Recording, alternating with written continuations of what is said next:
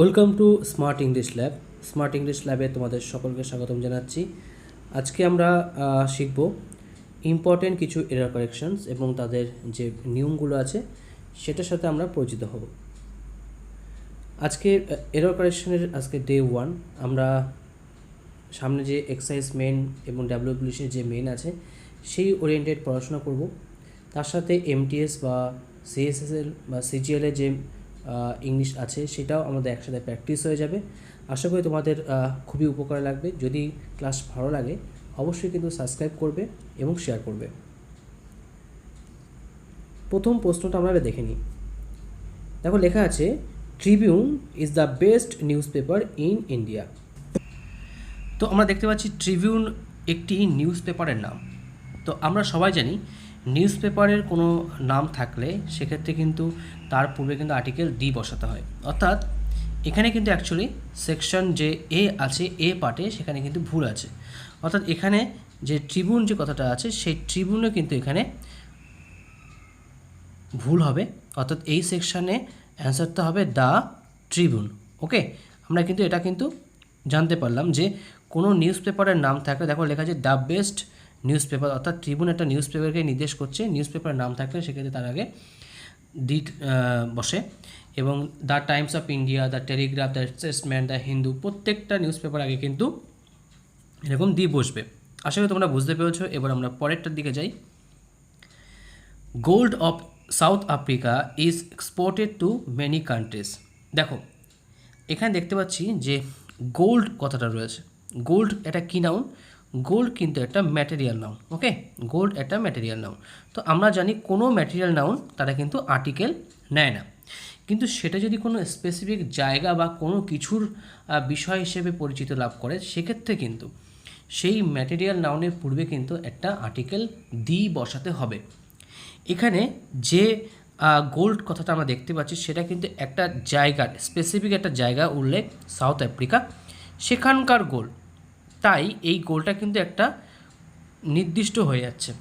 ঠিক আছে, যখন কোনো ম্যাটেরিয়াল নাউন বা অন্য যে নাউনগুলো আছে, যেমন মনে করো অ্যাবস্ট্রাক্ট নাউন, এই নাউনগুলো কিন্তু সবসময় আর্টিকেল ছাড়া বসে। কিন্তু কোনো জায়গা বা কোনো ব্যক্তি বা বস্তুর বিশেষ কিছুভাবে বর্ণনা করতে গেলে, অর্থাৎ নির্দিষ্ট বা স্পেসিফিক যখন হবে তখন এদের পূর্বে আর্টিকেল দি বসাতে হবে। দি গোল্ড অফ সাউথ আফ্রিকা, এটি সঠিক। অর্থাৎ এখানে কিন্তু এর আগে কিন্তু ভুল আছে। এবার আমরা পরেরটা দেখে নেব। The chairman as well as 6 other members of the committee were present. দেখতে পাচ্ছ এখানে একটা লিঙ্কার আছে, অ্যাজ ওয়েল অ্যাজ, এটাকে পুরো মুখস্থ করবে। ঠিক এরকম জায়গায় থাকে, অর্থাৎ এই যে বাক্যর শুরুর দিকেই এই অ্যাজ ওয়েল অ্যাজ কথাটা এরকম জায়গায় থাকে।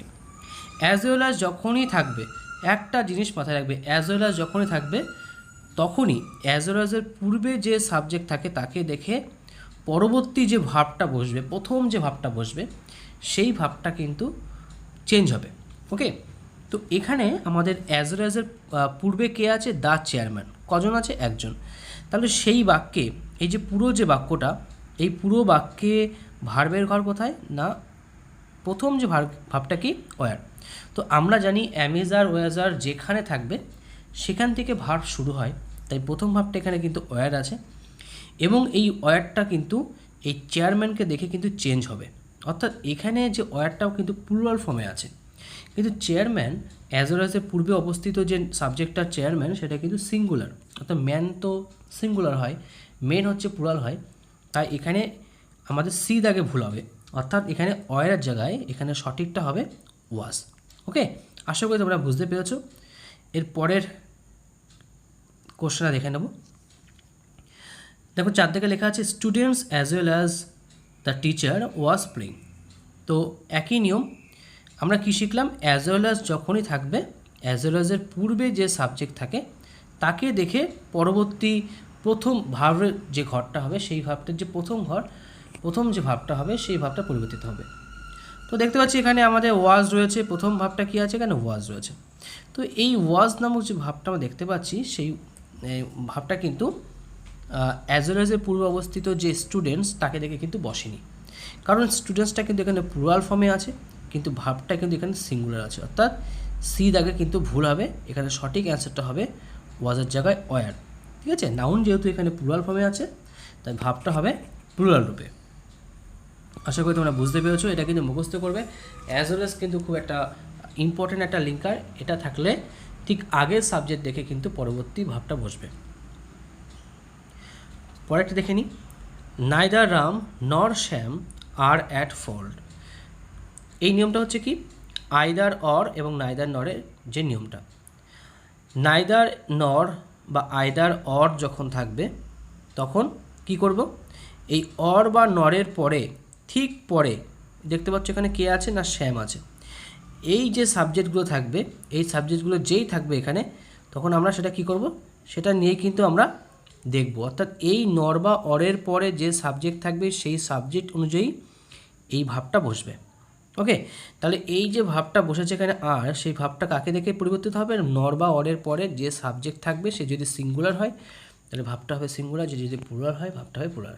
তাহলে শ্যামটা তো এখানে সিঙ্গুলার রূপে আছে, তাই এখানে আর হবে না, এখানে কি হবে, সঠিক অ্যান্সারটা ইজ হবে।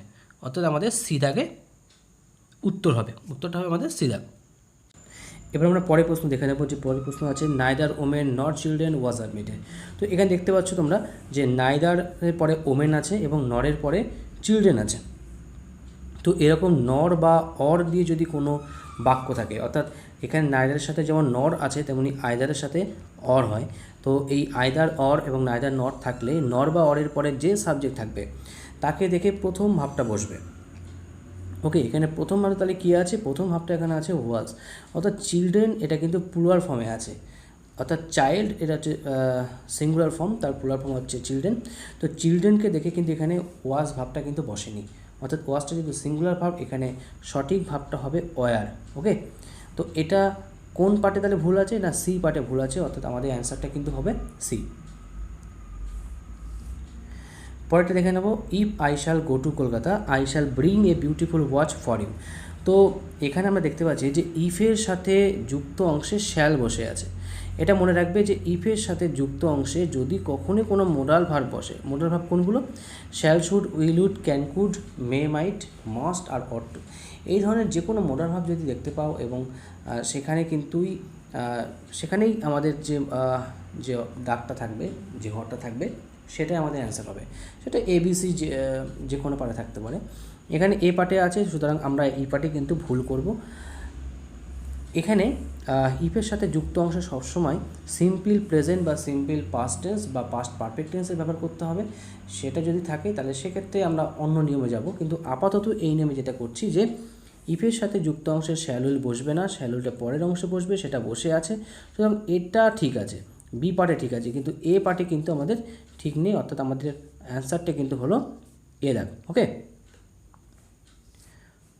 পরেরটা কি আছে, everyone agrees that Kalidas is Shakespeare of India. দেখো কালিদাস একজনের কিসের নাম, একজনের মানে কালিদাস একজনের নাম এবং এটা কিন্তু প্রপার নাউন, শেক্সপিয়ার কিন্তু একটা প্রপার নাউন, একটা ব্যক্তির নাম। তো এরকম যখন দুজন ব্যক্তি থাকবে, একজন ব্যক্তির সাথে আরেকজন ব্যক্তির তুলনা করা হবে বা তার সাথে কোনো কম্প্যারিজন যেটাকে আমরা ইংলিশে বলি সেটা করা হবে, সেক্ষেত্রে কিন্তু দ্বিতীয় যে নাউনটা থাকবে, অর্থাৎ দ্বিতীয় যে প্রপার নাউনটা থাকবে, সেই প্রপার নাউনটার পূর্বে কিন্তু একটা আর্টিকেল কিন্তু দিয়ে বসাতে হবে। এটা যদি না থাকে তাহলে কিন্তু সেই অংশ ভুল হবে, সেটা ইমপ্রুভমেন্ট হোক বা সেন্টেন্স কমপ্লিশন হোক বা আমাদের এরর কারেকশন হোক।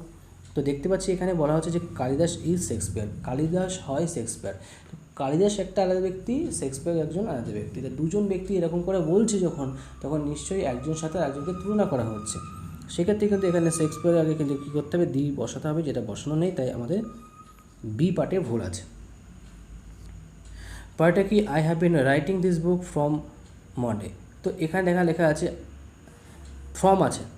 ওকে, তো ফ্রম মন্ডে মানে কি, ফ্রম কথাটা কখন বসে, ফ্রম কিন্তু বসে হচ্ছে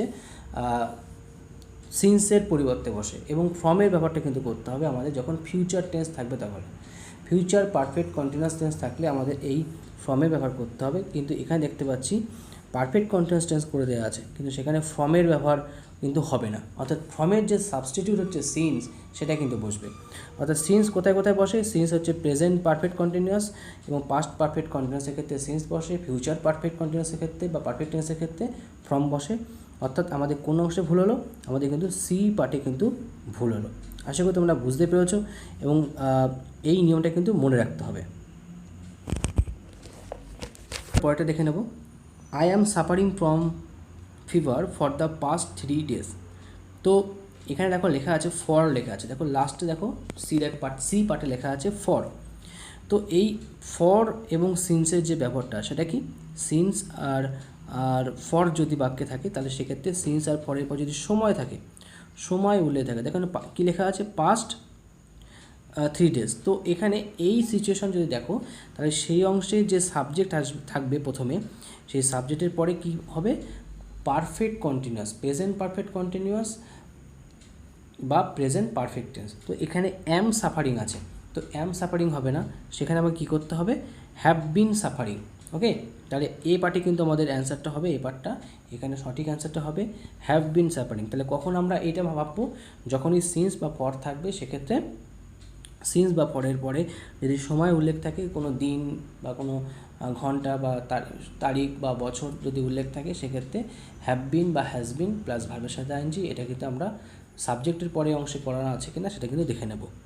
আশা করি তোমরা বুঝতে পেরেছো নিয়মটা। এর পরের যে নিয়মটা সেটা কিন্তু এবার আমরা দেখে নিই। এবার পরের প্রশ্নটা আমরা দেখে নেব, the English is the mother tongue of the English. দেখো the English is the mother tongue, তাহলে এখানে প্রথম যে ইংলিশ কথাটা আমরা দেখতে পাচ্ছি সে হয় একটা মাতৃভাষা, ভাষা, মাদার টাং মানে মাতৃভাষা। তো এটা এই জায়গাটা আমরা মনে রাখবো যে যদি কোনো ভাষা বোঝায়, অর্থাৎ ভাষা বোঝাতে যদি কোনো এরকম ইংলিশ, স্প্যানিশ, বেঙ্গলি এরকম যদি ইউজ হয়, তখন সেক্ষেত্রে কিন্তু আর্টিকেল দি বসবে না।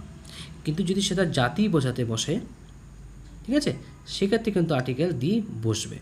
অর্থাৎ এখানের যে পরের যে দিটা দেখতে পাচ্ছি এটা কিন্তু ব্রিটিশ জাতিকে নির্দেশ করছে, সেখানে দি বসাটা উপযুক্ত।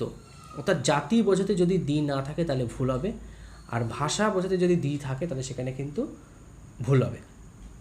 ঠিক আছে, তাহলে এখানে দ্য ইংলিশ এই ব্যাপারটা এখানে ভুল হয়েছে, এখানে শুধু ইংলিশ হবে, অর্থাৎ আমাদের উত্তরটা হবে এ দা। এবার আমরা পরেরটা দেখে নেব। I have not eaten banana since I have been a child.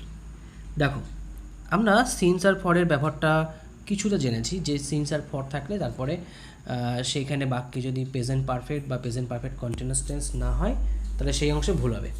কিন্তু এবার আমরা নিয়মটা একটু অন্যরকমভাবে শিখব। দেখো একটা জিনিস মনে রাখবে, সিন্সের পর যদি কোনো টাইম উল্লেখ থাকে, কোনো সময়, টু মনডে বা কোনো তারিখ, এভরিথিং, তো সেখানে কিন্তু নিয়মটা ওই পারফেক্ট বা পারফেক্ট কন্টিনিউয়াস হবে। কিন্তু সিন্সের পর আমরা যদি দেখি যে সিন্সের পর কোনো সময় উল্লেখ না থেকে একটা সাবজেক্ট রয়েছে, একটা ভার্ব আছে, একটা অবজেক্ট আছে, এমন সিচুয়েশন, যদি অবজেক্ট থাকতে পারে না থাকতে পারে, মোটামুটি সাবজেক্ট আর ভার্ব আছে, তাহলে কিন্তু সেই সিন্সের নিয়মটা কিন্তু অন্যরকম হবে। ঠিক আছে, সেই সিন্সের নিয়মটা কিন্তু ওই পারফেক্ট বা পারফেক্ট কন্টিনিউয়াসের যে বিষয় সেটা কিন্তু ফলো করবে না। এখন তাহলে নিয়মটা কি প্রযোজ্য হবে? নিয়মটা হবে যে এক্ষেত্রে সিন্সের পরে যে ভার্বটা বসবে সেই ভার্বটা সবসময় V2 ভার্ব হতে হবে, অর্থাৎ সিম্পল পাস্ট টেন্সে করতে হবে, সেখানে অন্য কোনো টেন্সের কোনো ব্যবহার করা যাবে না। তার আগে দেখো সিন্স রয়েছে, সিন্সের আগে দেখো এখানে পারফেক্ট টেন্স করা আছে, অর্থাৎ সিন্সের যে সিন্স বা ফরের যে নর্মাল যে নিয়ম তার আগে পারফেক্ট টেন্স থাকবে সেটা কিন্তু আছে। কিন্তু সিন্সের পরে যখন এই যে সাবজেক্ট ভার্ব দেখতে পাচ্ছি আমরা, এই জায়গাটায় কিন্তু কখনোই আমরা পারফেক্ট টেন্স বা কন্টিনিউয়াস কিছু করবো না, শুধুমাত্র সিম্পল পাস্ট টেন্স অর্থাৎ V2 হবে। তাহলে কোন অংশটা ভুল হচ্ছে না, সি পার্টে কিন্তু ভুল হচ্ছে, অর্থাৎ এখানে হ্যাভ বিন এটা হবে না, এটা কিন্তু অ্যান্সারটা হবে আই ওয়াজ। ঠিক আছে, যেহেতু এটা আমার সম্পর্কে বলছে তাই এখানে কিন্তু আমরা ওয়াজ ওয়ার ব্যবহার করবো, এখন আই ওয়াজ এ চাইল্ড। আশা করি তোমরা বুঝতে পেরেছ। এরপরটা আমরা দেখে নেব। He told me that the patient died before the doctor came. এবার আমরা যে পরের কোশ্চেন দেখতে পাচ্ছি, he told me that the patient died before the doctor came. তো এখানে যে নিয়মটা আমরা মনে রাখবো সেটা হচ্ছে বিফোর এবং আফটার, এই দুটো দিয়ে একটা নিয়ম আছে টেন্সের চ্যাপ্টারে আছে। সেটা কি না, বিফোর এবং আফটার যখন মাঝখানে এরকম বসবে, তার আগে একটা সাবজেক্ট এবং ভার্ব থাকে, তারপরে একটা সাবজেক্ট এবং ভার্ব থাকবে। এমন সিচুয়েশান যদি কখনো কোনো প্রশ্ন দেখতে পাও, সেটা ইমপ্রুভমেন্ট হোক, সেন্টেন্স কমপ্লিশন বা এলোকেশনে, এটা মনে রাখবে যে বিফোরের আগের অংশ হবে হ্যাড ভিতিরি। ওকে, বিফোরের আগের অংশ হবে হ্যাড ভিতিরি এবং পরের অংশ হবে V2। তো বিফোরের আগের অংশ কোনটা? দ্য পেশেন্ট, এটা সাবজেক্ট, তার যে ভার্ব ডায়েট, এখানে কি হওয়া উচিত ছিল? হ্যাড ভিতিরি হওয়া উচিত ছিল, অর্থাৎ হ্যাড ডায়েট হওয়া উচিত ছিল, কিন্তু সেটা কিন্তু আমরা দেখতে পাচ্ছি না। অর্থাৎ শুধু যে ডায়েট আছে, তাহলে এই অংশে কিন্তু এখানে ভুল হচ্ছে, অর্থাৎ এটা আমাদের উত্তর হচ্ছে। দেখো পরের যে বিফোরের পরে তার ডক্টর আছে, সেই ডক্টরের দিয়েও কিন্তু পরীক্ষা থাকতে পারে। এখানে দেখো লেখা আছে কি? কেম লেখা আছে, কেমটা কিন্তু V2, অর্থাৎ এই অংশটা কিন্তু ঠিক আছে। অর্থাৎ বিফোর আফটার থাকলে বিফোরের আগে হ্যাড ভিতিরি হবে এবং আফটার থাকলে আফটারের পরে হ্যাড ভিতিরি হবে। এবার আমরা পরে কোশ্চেন দেখব, the committee is divided on this point. দেখো এই কমিটি যে কথা দেখতে পাচ্ছ, সেটা কিন্তু একটা কালেকটিভ নাউন, এখানে কিন্তু কমিটি নয়, এখানে কিন্তু আরও কিছু নাউন থাকতে পারে এই টাইপের। দ্য টিম আছে, অডিয়েন্স আছে, বোর্ড আছে, এই ধরনের যে কালেকটিভ নাউনগুলো আছে। তো এই নাউনগুলো যখন এরকম থাকবে, একটা নিয়ম এখানে মনে রাখবে, সেটা হচ্ছে যে ডিভাইড কথাটা যদি দেখতে পাও, মনে করো ডিভাইড কথাটা রয়েছে, ঠিক আছে? ডিভাইড কখন হয়? On this point. মনে করো একটা কমিটিতে অনেকে থাকে, 5 জন 7 জন 10 জন অনেকে থাকে, যখন তারা ডিভাইড মানে পৃথক হয়ে যাওয়া। তো পৃথক যখন হয় তখন কিন্তু কোনো বিষয়কে কেন্দ্র করে যখন পৃথক হয়, তখন এক একজন কিন্তু এক একটা আলাদা করে মত দেয়। সেক্ষেত্রে মতের পরিমাণটা কিন্তু ভিন্ন হয়, অর্থাৎ একের বেশি হয়। তাহলে সেখানে বোঝা যাচ্ছে এই কালেকটিভ নাউন তারা কিন্তু সিঙ্গুলার মোডে তখন কিন্তু থাকে না, ঠিক আছে? তখন কিন্তু তারা প্লুরাল রূপে কিন্তু তখন তারা কাজ করে। সেক্ষেত্রে এই ডিভাইড কথাটা যখনই বাক্যে থাকবে, সেক্ষেত্রে যদি দেখো যে এই লাস্টের দিকে যে বাক্যটা আছে, এই লাস্টের দিকে বাক্যে যদি সেখানে কোনো ইটস কথা না থাকে, ITS অ্যাপোস্ট্রফি এস না, শুধু ITS কথা না থাকে, তাহলে বুঝবে সেখানে প্লুরাল ভার্ব হবে। এবং যদি সেখানে কোনো ইটস থাকে, ITS কথা থাকে, তাহলে বুঝতে হবে সেখানে সিঙ্গুলার ভার্ব হবে। যদি ইটস বা দেয়ার কোনো কথা যদি নাও থাকে, দেয়ার থাকলেও কিন্তু প্লুরাল ভার্ব হয়। যদি ইটস বা দেয়ার কোনো কথা না থাকে, তাহলেও কিন্তু সেখানে প্লুরাল ভার্ব হবে। ওকে, তো এখানে যে ডিভাইড কথাটা দেখতে পাচ্ছ, তার জন্য কিন্তু আমরা এখানে এই ইজটার জায়গায় আমরা কি করব?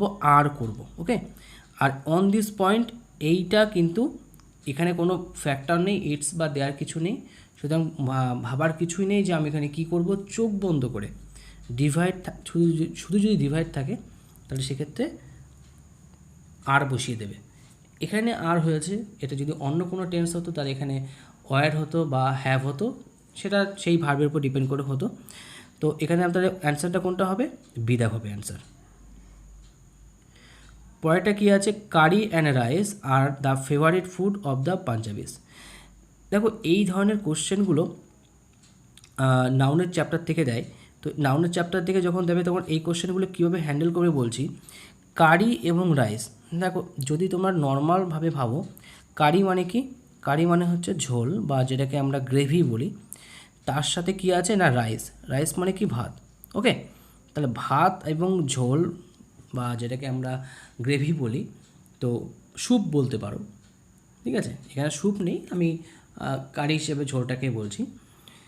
ভাত আর ঝোল কিন্তু কখনো কিন্তু আমরা একসাথে না খেয়ে আলাদাভাবে খাই না। যখন আমরা মুখে ঢোকাই, ভাত এবং ঝোলটা কিন্তু একসাথে মেখে নিই। দুটো কিন্তু আলাদা নাউন, কিন্তু খাওয়ার সময় কিন্তু আমরা মেখে নিয়ে তারপরে খাই। অর্থাৎ যখন মুখে ঢোকে, তখন কিন্তু দুজন এক হয়ে সিঙ্গেলভাবে ঢোকে। সেক্ষেত্রে কিন্তু তারা কিন্তু একটা সিঙ্গেল নাউনকে ডিনোট করে। অর্থাৎ এখানে তখন ভার্বটা কিন্তু হবে সিঙ্গুলার ভার্ব, এখানে কিন্তু আর হবে না, এখানে হবে ইজ। আশা করি তোমরা বুঝতে পেরেছো। এইগুলো একটু বুঝে নেবে, রাইস অ্যান্ড কারি বা কারি বা রাইস, টাইম অ্যান্ড টাইমস, এই কথাগুলো কিন্তু একটু বুঝে নেবে যে এরা কোন সেন্সে বাক্যে ব্যবহার হচ্ছে, তার মানে কি বলতে যাচ্ছে, ঠিক আছে? তাহলে কি সিঙ্গুলার নাকি প্লুরাল সেন্স, এটা যদি বুঝতে পারো, তাহলে কিন্তু ভাবটা সেখানে সিঙ্গুলার না প্লুরাল সেটা কিন্তু বুঝতে পারবে। আশা করি বুঝতে পেরেছো। এবার আমরা পরের যে এক্সাম্পল সেটা দেখে নিই। দেখো সৌদাগে লেখা আছে, much of your success and prosperity in life depend আপন ইউর ওন এফোর্টস। তো এটা একটা দেখে মনে হচ্ছে অনেক বড় একটা বাক্য, তো আমরা এটাকে পার্ট করব। দেখো, প্রথমে বলি এখানে যে ভার্ব যে ঘরটা সেটা কিন্তু এই ডিপেন্ড মানে কি নির্ভর করা, ওকে। তাহলে এটা যদি ভার্ব হয় তাহলে এই মাছ থেকে শুরু করে এই লাইফ পর্যন্ত হচ্ছে কিসের ঘর, না এটা হচ্ছে আমাদের সাবজেক্টের ঘর, ওকে। তো সাবজেক্টের ঘরে যদি কখনো প্রিপোজিশন অফ বা উইথ থাকে, সাবজেক্টের ঘরে যদি কোনো প্রিপোজিশন অফ বা উইথ থাকে, তাহলে অফ বা উইথের আগে যে নাউন বা প্রোনাউনটা থাকবে সেই হচ্ছে মূল সাবজেক্ট হবে, ওকে। সেই হচ্ছে মূল সাবজেক্ট হবে এবং তাকে দেখে পরবর্তী ভার্ব বসবে। তাহলে কি শিখলাম আমরা, ভার্বটাকে আইডেন্টিফাই করার পর যতখানি সাবজেক্টের ঘর হবে সেই সাবজেক্টের ঘরে যদি কোনো অফ বা উইথ থাকে, তাহলে অফ বা উইথের ঠিক আগে যেখানে এখানে কে বসে আছে, মাছ বসে আছে, সেই কিন্তু এই বাক্যের মূল সাবজেক্ট, তাকে দেখে পরবর্তী যে ভার্বটা আমরা আইডেন্টিফাই করেছি সেটা কিন্তু দেখতে হবে। তো মাছ এটা কি, মাছ এটা কিন্তু আনকাউন্টেবল নাউন, এবং আনকাউন্টেবল নাউন কিন্তু সবসময় সিঙ্গুলার ভার্ব নেয়, ওকে। মাছ কিন্তু আনকাউন্টেবল নাউন।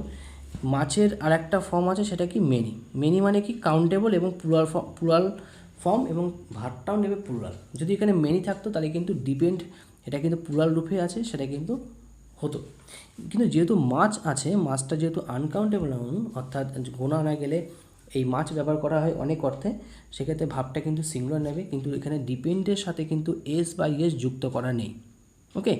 তো এখানে কিন্তু ডিপেন্ডের সাথে এস বা ইয়েস যুক্ত করা উচিত, কিন্তু যেহেতু এখানে করে দেওয়া নেই, তাই আমাদের কিন্তু অ্যান্সারটা হবে বি দাগ, অর্থাৎ এখানে মাছকে দেখে ডিপেন্ডস কথাটা কিন্তু বসবে। আশা করি বুঝতে পেরেছো। পরেরটা দেখে নেব, the captain with all the crew were drowned. মানুষ ডুবে গেলে ড্রন কথাটা ব্যবহার করা হয়, এটা কিন্তু মুখস্থ করব। এবং বস্তু ডুবে গেলে, জাহাজ ডুবে গেলে সিঙ্ক, SINK, সেটা কিন্তু হয়, সেটা কিন্তু মনে রাখার চেষ্টা করবে। এটা কিন্তু পরীক্ষায় দেয় কখন ড্রন বসে আর কখন সিঙ্ক বসে। তো যাই হোক, এখানে দেখো লেখা আছে একটা, ওই একটু আগে যেটা বললাম যে সাবজেক্টের ঘর কোথায়, তার আগে ভার্বটা আমাকে দেখতে হবে। ভার্বের ঘর কিন্তু এখান থেকে এইটা, ওকে। অ্যামিজ আর ওয়াজ আর যেখানে থাকবে সেখানে ভার্বটা শুরু হয়, তাহলে ওয়ার্ড দিয়ে যদি ভার্ব শুরু হয় তাহলে ওয়ার্ডের আগের অংশ হচ্ছে পুরোটা এইটা, তাহলে এইটা আমাদের পুরোটা সাবজেক্টের ঘর। এই সাবজেক্টের ঘরে আমি একটাকে বললাম অফ বা উইথ যদি থাকে, তাহলে তার আগে যে নাউন বা প্রোনাউন থাকবে তাকে দেখে সেই প্রথম ভাবটা চেঞ্জ হবে। তাহলে এখানে উইথ আছে, দেখতে পাচ্ছ এখানে উইথ আছে, তাহলে উইথের আগে কে আছে বসে, না ক্যাপ্টেন। তো ক্যাপ্টেন কি, একজন, তাহলে তাকে দেখে প্রথম ভাবটা কি এখানে ওয়ার, তাহলে প্রথম ভাবটা যেহেতু কোনো ওয়ার রয়েছে, এই ওয়ারটা কিন্তু এখানে চেঞ্জ করতে হবে, ওকে। চেঞ্জ করে কি করতে হবে, এখানে আমাদের সঠিক অ্যান্সারটা হবে ওয়াজ। কেন হবে, কারণ ওয়ার্ডটা কিন্তু প্লুরাল ফর্ম, ওয়াজটা সিঙ্গুলার। ক্যাপ্টেনকে দেখে যেহেতু বসবে তাই এখানে ওয়াজ হবে। তাই আমাদের কোন পার্টে ভুল হবে, না বি পার্টে ভুল হবে, অর্থাৎ বি পার্টে ভার্বটা ভুল আছে। এবার আমরা পরেরটা দেখে নেব, he is the kindest and generous man. এই বাক্যটায় আমরা কি দেখতে পাচ্ছি, কাইন্ডেস্ট নামক একটা শব্দ বসে আছে, যার সাথে ইএসটি আছে এবং তার আগে একটা দি আছে। ইএসটি টাকা সেটা মানে কি, ইএসটি টাকা মানে হচ্ছে সুপারলেটিভ ডিগ্রি। তো এখানে আর একটা জিনিস দেখার বিষয় আছে, দেখো মাঝখানে একটা অ্যান্ড আছে, তো অ্যান্ডের আগে যে থাকে অ্যান্ডের পরও সেই থাকে, অ্যান্ড তাদেরকে যুক্ত করে তারা একই প্রজাতির অর্থাৎ একই গ্রুপের হবে। তো অ্যান্ডের আগে যে কাইন্ডেস্ট নামক যে শব্দটা বসে আছে সেটা কি, অ্যাডজেক্টিভের সুপারলেটিভ ডিগ্রি। তাহলে অ্যান্ডের পরে জেনারাস নামক যে শব্দটা বসে আছে সেটাও একটা অ্যাডজেক্টিভ, কিন্তু জেনারাসটাকে কি আদৌ কি সুপারলেটিভ ডিগ্রিতে করা আছে, করা নেই। তাহলে আমাকে কি করতে হবে, কাইন্ডেস্টের আগে যেমন দি বসিয়ে কাইন্ডেস্টটাকে করেছি, ইএসটি করেছি, সেটা সুপারলেটিভ করেছি, ঠিক সিমিলারলি আমাকে জেনারাসটাকেও আমাকে সুপারলেটিভ ডিগ্রি করতে হবে। এখন মুশকিল হচ্ছে জেনারাস শব্দটাকে কি ইএসটি যুক্ত করে করব নাকি অন্য কোনো রূপে করব। দেখো জেনারাসটাকে যদি ভাঙা যায়, যে রাস, এই যে ভাঙতে পারছি, যখন কোনো অ্যাডজেক্টিভকে এভাবে ভাঙতে পারবে তখন কিন্তু তার সাথে ইএসটি বা ইআর যুক্ত করা যাবে না। সেক্ষেত্রে কী যুক্ত করতে হবে, সুপারলেটিভের জন্য হচ্ছে মোস্ট, এবং কম্পারেটিভ করতে হলে মোর। যেহেতু এখানে কাইন্ডেস্টটা সুপারলেটিভ ডিগ্রিতে আছে তাই জেনারাসের আগে কী করতে হবে, দি মোস্ট, দি মোস্ট এই শব্দটি কিন্তু ব্যবহার করতে হবে। দিটা কেন? সুপারলেটিভে সবসময় দি বসে। আর মোস্টটা কেন? কারণ জেনারেলসটাকে আমরা উচ্চারণে ভাঙতে পারছি, তাই এখানে মোস্ট ব্যবহার করতে হয়েছে, ইএসটি ব্যবহার করতে পারিনি। তাহলে কোন পার্টে ভুল হলো? বি পার্টে ভুল হলো। আমাদের সঠিক অ্যান্সারটা কোনটা? B part. আশা করি বুঝতে পেরেছ। He as well as his brother were here for their dinner. দেখো এখানে কিন্তু আপাত দৃষ্টিতে দুটো জায়গায় ভুল আছে। অ্যাজ ওয়েল অ্যাজ থাকলে আমরা পড়েছি অ্যাজ ওয়েল অ্যাজ যদি থাকে, অ্যাজ ওয়েল অ্যাজের আগে যে সাবজেক্ট থাকে তাকে দেখে প্রথম ভাবটা বসে এবং পরবর্তী প্রোনাউনও কিন্তু পরিবর্তিত হয়। ঠিক আছে, পরবর্তী প্রোনাউনটা কি? দেয়ার আছে। তাহলে এখন প্রশ্ন হচ্ছে আমি কোন পার্টে ভুল করব? আমি কি বি পার্টে ভুল করব নাকি আমি সি পার্টে ভুল করব? দেখো বাক্যটা শুরু কিন্তু হয়েছে এদিক থেকে এদিকে যাচ্ছে, তাই না? তো প্রথমে সাবজেক্টের ঘর হয়ে গেল, তা সাবজেক্টের ঘর তো ঠিকই আছে, তাই সাবজেক্টের ঘরের পরের ঘরটা কি? সাবজেক্টের ঘরের পরের ঘরটা কি? না, ভার্বের ঘর। তো এই ভার্বের ঘরটাকে তো আমাদেরকে দেখতে হবে। তাহলে ভার্বের ঘরে দেখতে পাচ্ছি ভুল আছে। তাহলে প্রথম ভুল যখন ভার্বের ঘরে পেয়ে গেছি, তাহলে কিন্তু আমি কিন্তু আর সি পার্টে যাব না। ঠিক আছে, এই পার্টে কিন্তু যাবো না। যদি এই পার্টে ভুল না থাকতো আমি এই পার্টে যেতাম। তাহলে আমাদের অ্যান্সারটা কোনটা হবে? আমাদের অ্যান্সারটা কিন্তু হবে বি পার্ট। অর্থাৎ এখানে হিকে দেখে কিন্তু এখানে ভাবটা বসবে, সেটা কিন্তু ওয়ার হবে না, সেটা কিন্তু হবে ওয়াজ। আশা করি তোমরা বুঝতে পেরেছো, এটা কিন্তু মনে রাখবে। আমরা আজকের শেষ কোশ্চেনটা দেখে নেব। I have seen my friend outside the cinema house last night. দেখো এখানে শব্দ বসে আছে, লাস্ট নামক এই শব্দটা কিন্তু আমরা দেখতে পাচ্ছি। ওকে, তো লাস্ট কথাটা যখন থাকবে তখন কি করতে হবে? লাস্ট কথা মানে হচ্ছে সেটা কোন টেন্সকে নির্দেশ করে? লাস্ট, ইয়েস্টারডে, এই কথাগুলো কিন্তু সিম্পল পাস্ট টেন্সকে নির্দেশ করে। লাস্ট, ইয়েস্টারডে, এগো, বিফোর কথাগুলো যখনই থাকবে সেখানে সিম্পল পাস্ট টেন্স অর্থাৎ ভি2 ভার্ব হবে, অন্য কোনো টেন্স হবে না। কিন্তু দেখতে পাচ্ছি সাবজেক্টের ঘরে এখানে হ্যাভ সিন অর্থাৎ প্রেজেন্ট পারফেক্ট টেন্সে ব্যবহার করা আছে। তাহলে আমাদের অ্যান্সারটা কোনটা হবে? এ পার্ট। অর্থাৎ এই অংশে কী করতে হবে? আই স হবে। ঠিক আছে, এখানে সঠিক অ্যান্সারটা হবে কি? I saw. আশা করি তোমরা বুঝতে পেরেছো।